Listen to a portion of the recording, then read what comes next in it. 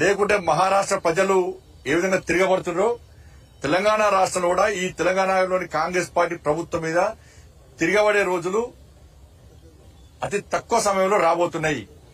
2,500 రూపాయలు ఎంతమంది మహిళలకు ఇచ్చిర్రు, ఎంతమందికి తులం బంగారం ఇచ్చిర్రు, ఎంతమంది స్కూటీలు ఇచ్చిర్రు. వ్యవసాయ శాఖ మంత్రి చెప్పినట్లుగా ఇంకా 22 లక్షల మందికి ఎప్పుడు రుణమాఫీ చేస్తారు? రైతు భరోసా ఎప్పుడు ఇస్తారు? రైతు కూలీలకు 12,000 రూపాయలు ఎప్పుడు ఇస్తారు? 500 రూపాయల బోనస్ ఇంకా ఎప్పుడు అకౌంట్లు వేస్తారు? కొనుగోలు విషయంలో రైతులను వంచినందుకు క్షమాపణలు ఎప్పుడు చెప్తారు? 2 లక్షల ఉద్యోగాలను వెంటనే భర్తీ చేస్తున్నారు, ఎప్పుడు భర్తీ చేస్తారు? ఇచ్చింది 30,000 ఉద్యోగాలు నోటిఫికేషన్ అయితే 50,000 ఉద్యోగాలు ఇస్తామని చెప్తున్నారు. మహారాష్ట్రలో చెప్పారు. ఇక్కడ తెలంగాణ పైసలు మొత్తం తీసుకుపోయి మహారాష్ట్రలో యాడ్స్ ఇచ్చారు. తెలంగాణ రాష్ట్ర ముఖ్యమంత్రి తెలంగాణ పైసలు ఇక్కడ హామీలు నెరవేర్చడానికి పైసలు లేవంటారు, బోనస్ చేయడానికి పైసలు లేవంటారు, ఉద్యోగాలకు పైసలు లేవంటారు, నష్టమైన రైతులకు ఇవ్వడానికి పైసలు లేవంటారు, 2,500 మహిళలకు ఇవ్వడానికి పైసలు లేవంటారు, 4,000 రూపాయలు ఆసరా పెన్షన్ చేయడానికి పైసలు లేవంటారు, ఉద్యోగస్తులు 5 డిఎల్ చేయడానికి పెన్షన్ పైసలు లేవంటారు. కానీ ఇక్కడ కోట్ల రూపాయలు తీసుకుపోయి మహారాష్ట్రలో యాడ్ ఇచ్చారు. అన్ని అబద్దాలు యాడ్స్ ఇచ్చారు. ఏమైనా యాడ్స్ ఇవ్వాలా? ఏం పనిచేసిన యాడ్స్? అన్ని తప్పుడు ప్రచారాలే. కాబట్టి ఈ గ్యారెంటీలను ఇచ్చిన 6 గ్యారెంటీలను అమలు చేస్తారా, చేయరా? చేయకుంటే ప్రజల తిరుగుబాటుకు ప్రభుత్వం సిద్ధంగా ఉండాలని చెప్పి మేము హెచ్చరిస్తున్నాం.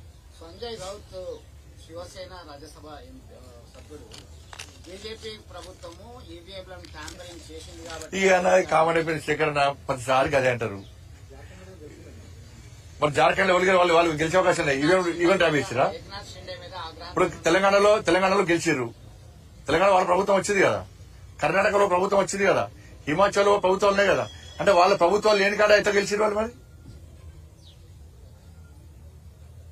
ఈవీఎంలు ట్యాంపరింగ్ చేస్తే పోయినసారి కంటే మాకు దేశంలో మెజార్టీ ఎందుకు తగ్గించుకుంటాం? మేము మొత్తం మాకే వేస్తాయి కదా. వారు 1 సైడ్ అని మేము వేసుకుంటాం కదా. కానీ ఆ ప్రచార లెవెల్ నంబర్ అన్ని ప్రచారాలు చేస్తేనే లాస్ట్ అయిపోతుంది. దాంతో పక్కా ప్రభావం చూపిస్తాయి.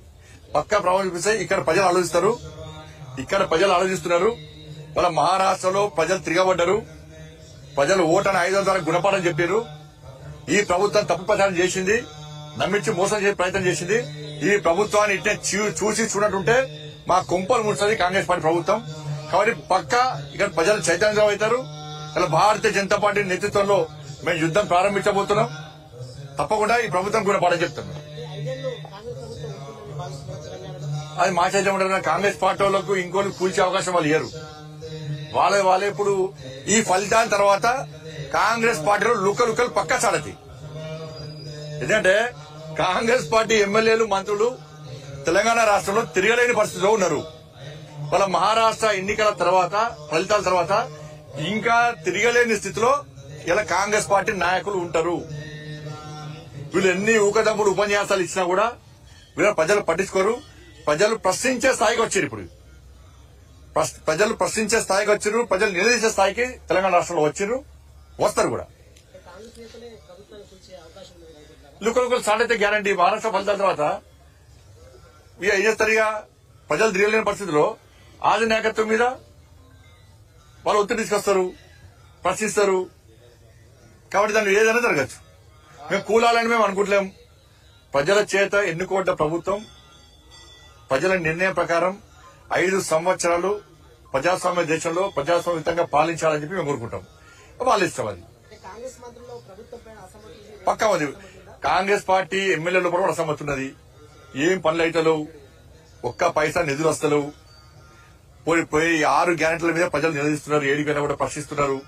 మేము తిరగలేని పరిస్థితిలో ఉన్నాం, మా పరిస్థితి ఏంది అని వాళ్ళు ఆత్మ విమర్శ చేసుకునే స్థితిలో కాంగ్రెస్ పార్టీ నాయకులు నడిపారు. ఇక్కడ ఇప్పుడు నేను అదే కులగణ విషయాలు చెప్పింది, అనేక విషయాలు చెప్పింది అంట పోయి. కాబట్టి ఇక్కడ కులగణ విషయంలో ప్రజలకు విశ్వాసం లేదు. కాంగ్రెస్ పార్టీ చేసే కులగణ విషయంలో ప్రజలకు విశ్వాసం లేదు. ఇవాళ మీరు కులగణ చూడండి, ఆ ఫామ్ చూడండి, మీరు మొత్తం పెన్సిల్తో నింపుతారు. ఇది ఎంత పెద్ద స్కామ్ అంటే కులగణ అనేది ఎంత పెద్ద అక్రమం అంటే మొత్తం పెన్సిల్ తో నింపుతారు, కానీ ఆ యజమాని మాత్రం పెన్ తో సంతకం పెట్టాలట. ఇది ఎక్కడ అర్థం కాదు నాకైతే. అంటే అన్ని తారుమారు చేస్తారు ఇక. అంటే వాళ్ళ కులాలకు అనుగుణంగా ఈ కుల గణనను మార్చుకునేటువంటి ప్రమాదం తెలంగాణ రాష్ట్రంలో ఉంది. అందుకే ప్రజలు సహకరిస్తలేరు. కుల గణన కోసం పోయినా కూడా ప్రజలు 6 గంటలు అడుగుతున్నారు. ఈ పెన్సిల్ తో మీరు రాసుడేంది, మేము పెన్ తో సంతకం పెట్టుడేంది. కొన్ని గ్రామాల్లో పాప మాయకంగా పెడుతున్నారు. లేకుంటే మీకు పెన్షన్స్ రావు, మీకు గొర్రెలు పోతాయి, మీ బర్రెలు పోతాయి, మీకు ఇల్లు రావు, మీకు రోజుగారి మేళ, మీకు ఉద్యోగాలు రావు పిల్లలకు అని ఇట్లా భయపడడం వల్ల కొంతమంది సంతకాలు పెడుతున్నారు. కానీ ఇది ఎక్కడ అక్రమం ఇది?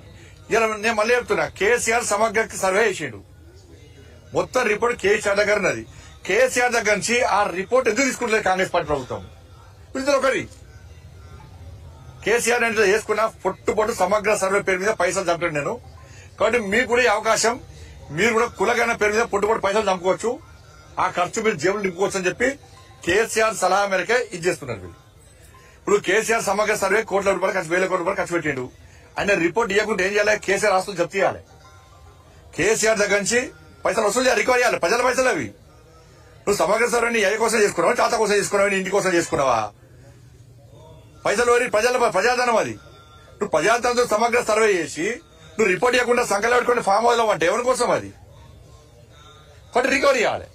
అయితే రిపోర్ట్ ఇస్తావా, అయితే పైసలు కడతావా? ధన్యవాదాలు.